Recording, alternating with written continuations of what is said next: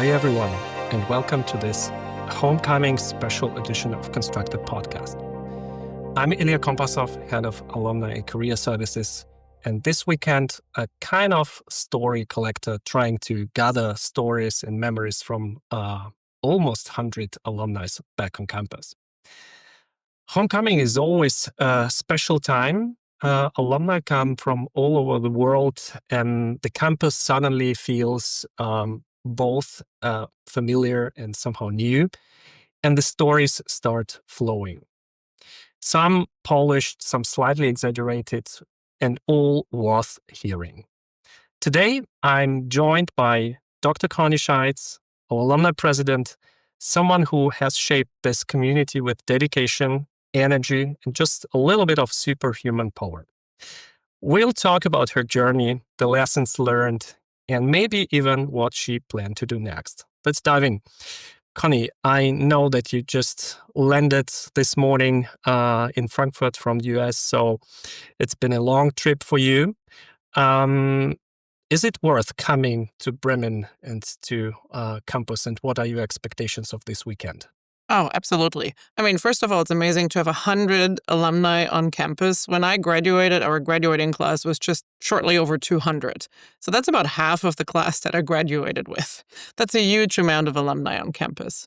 And so for me, it's always great to come back to see what has changed on campus and also how the student population has evolved. And what's really striking is actually many of the core values that I experienced and loved around diversity, transdisciplinarity. Those are still staying true. I see students with friends from all different nations, and that's something that I valued while I was here, and it's great to see that's still true. Well, that's amazing. We want to talk a little bit about your experience as Alumni President, but let's start light. If you had to describe your last 3 years as Alumni President in a movie, in the form of a movie title, what would it be? Yeah, I think that's really hard to decide. So I picked 3 movie titles. One is Back to the Future, really honoring actually the traditions while building the future of generations and of students to come at this place. Second, Terminal, because I do spend quite a lot of time in airports. I think this trip was 38 hours this time. Um, and then the last one is Everything, Everywhere, All at Once, because sometimes it really does feel like that. Wow, I love this selection. So especially the first one is one of my favorite movies from the very childhood, Back to the Future. So looking back over the past 3 years, what are the things you're most proud of achieving with Alumni Association? Yeah. I think the hardest one, and the one that I'm also most proud of, is that we've navigated the name change, not only of the university, but also of our alumni association. Um, we transitioned through the SIT acquisition, but at the same time, we were able to keep the alumni engaged and in some cases re-engaged, and in fact, grow our community and connect throughout. The last couple of years have the largest presence in our alumni community, with I think over 300 or 400 individuals having signed up. And so you see the alumni body changing, as it should, with every new generation coming in. If you could go back to the start of your presidency, which we know was a challenging time, so it was exactly the time of the transition from Jacobs University to Constructor. What would you do differently, if at all? Mm. Yeah, look, I personally see always room for improvement. I have a strong curiosity in all things, but at the same time, what I do and what we do as alumni board is actually largely not just dependent on what we want to do, but where the alumni community is at. And that's really what drove us in our decisions, how we moved forward and with what speed. And in fact, also what name we chose for the Alumni Association, Beyond the Pond Alumni Association.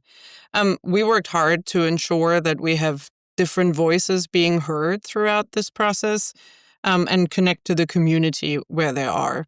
So I don't think there is anything that I would change. And it's really letting the community speak. Let's go a little bit beyond the pond. And what do you feel about the current state of the Constructor University now? Yeah.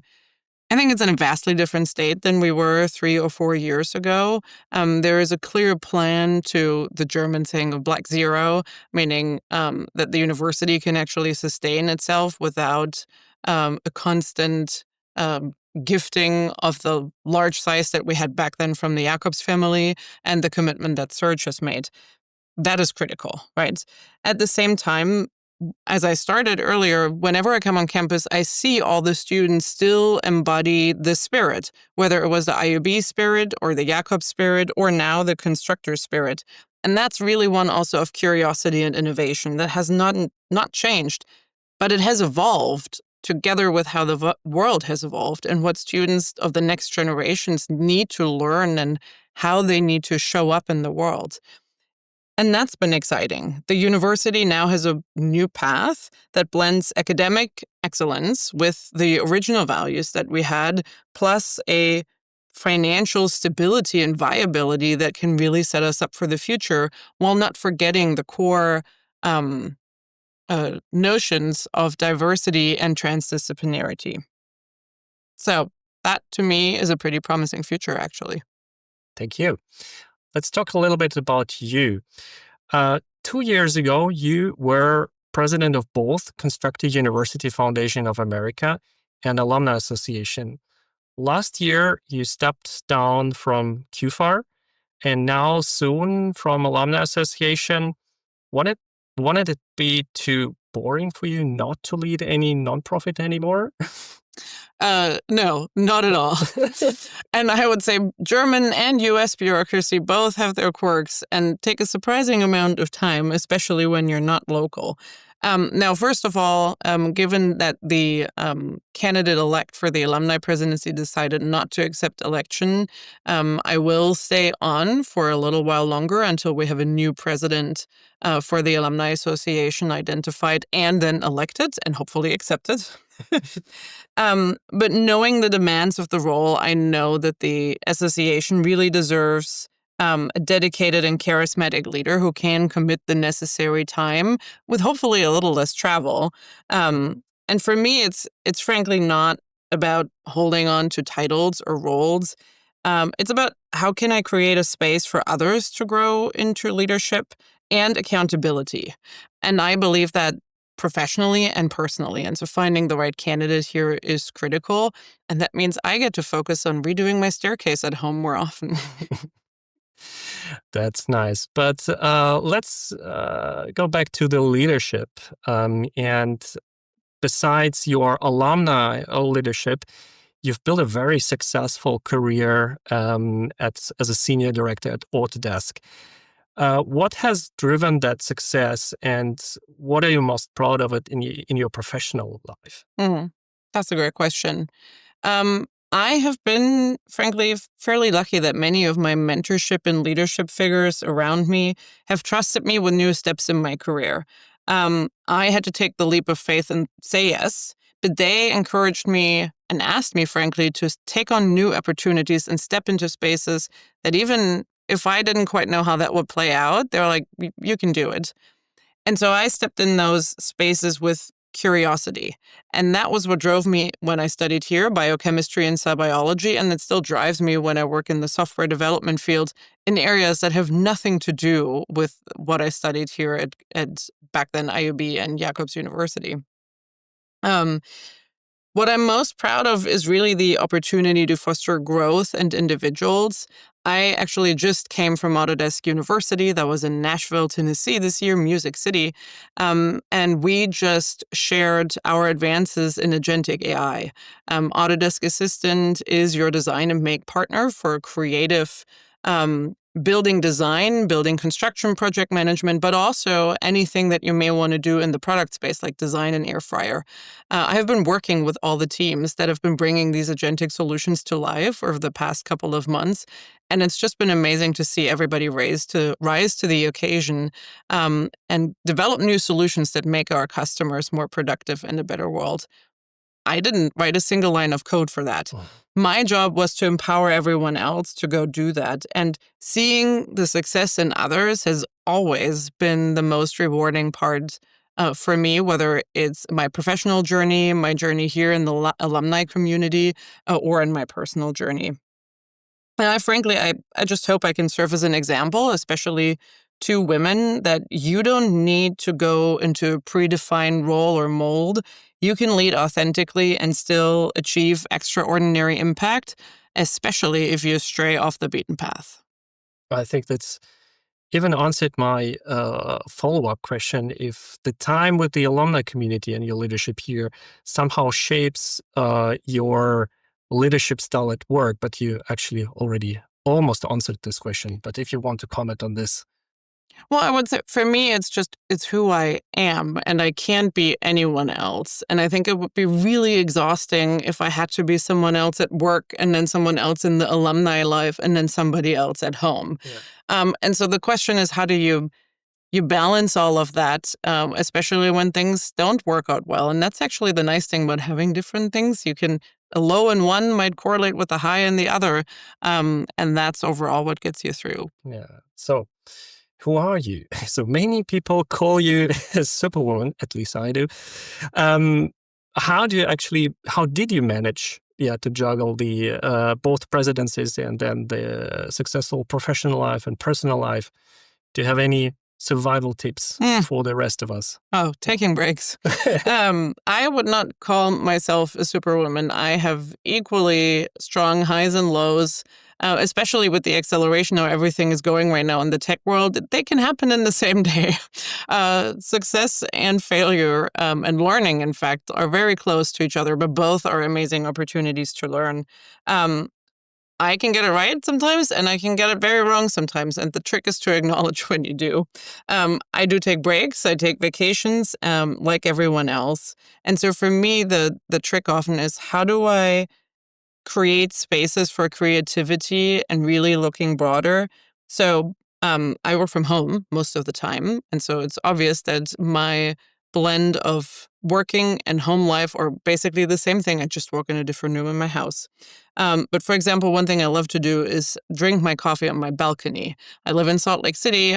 We actually live on the mountain. And so when I stand on my balcony, I overlook the entire Salt Lake Valley, literally expanding actually my horizon.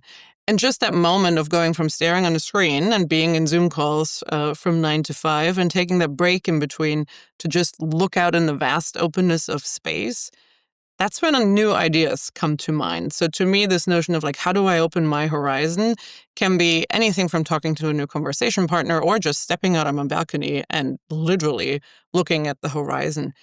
And that to me is when my brain starts to calm down, when new ideas come in. And so it's not about doing everything perfectly. There is no perfect, and it's not possible. It's about finding your balance and staying curious. And I try to be transparent about ups and downs to my team, to my organization, to also help others see that leadership is not about superpowers per se, but about resilience and adaptability and teamwork, and frankly, also admitting when you're wrong at times. That's inspiring. Let's look ahead. So what do you see the biggest challenge and opportunities for the Alumni Association in the coming years? Yeah. I think as an alumni association, our biggest opportunity is also our biggest challenge. We are a huge global community in all different stages of careers and industries and life and geographies. And so when you work with an alumni network in that many different countries and industries, it means we can create networks that open doors, that in fact enable these nonlinear careers like mine has been. Um, but if we But it also takes a lot of effort to stay in touch across all these different just even say time zones. When we want to chat, there is about 1 or 2 hours of overlap every day that we can go do that. That is a reasonable time, right? And so it really creates effort and for us being deliberate so we can have networks that open doors, support alumni, and inspire collaboration far beyond Bremen. But if we continue to do that and build bridges, then I think the association will be a true catalyst, not just for the students coming in, but also the alumni that are in it today and in the future. Imagine if you had a magic wand, what would you change immediately? Oh, Oh my God. But the Alumni Association. Yes.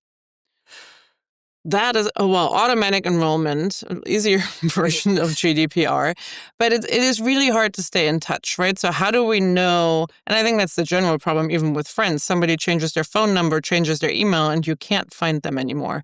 So how do you always know who wants to be connected and how can you reach them? I drown in a sea of emails, and one more alumni email from all my other alma maters that I've been to, I don't always see it.